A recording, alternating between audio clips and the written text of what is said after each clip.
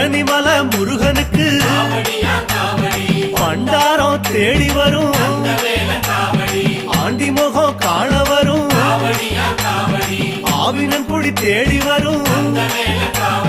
கால்நடையா வந்த காவடி இது தேடுவது கந்தன் காலடி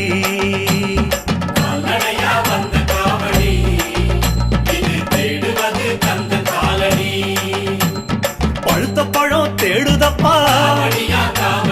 பாலதண்ட பாணி கேட்ட நல்ல முத்து வேலனுக்கு ஞான பழம் கேட்டு வரும்